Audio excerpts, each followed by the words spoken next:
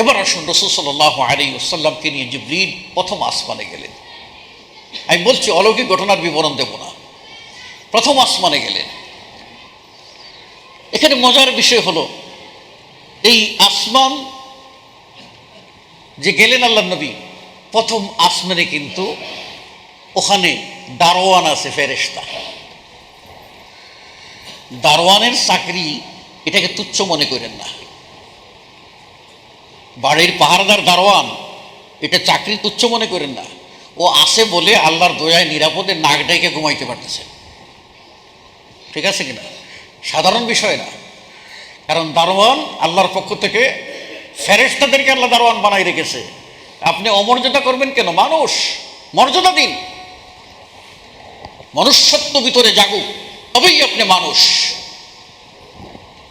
কথায় বলে, মান আর হুঁশ যার ভিতরে আছে সেই হলো মানুষ।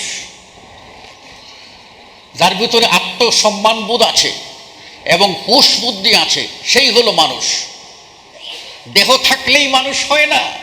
একজনের একটা স্ক্রু, মাথার একটা ঢিলা রাস্তা দিয়ে ঘুরে, তারা আপনি কি কোন মানুষ? তো কোন না কোন পাগল, কি বলেন? আর বেশি যদি বট বট বট করে কয় ছাগল, তাই না?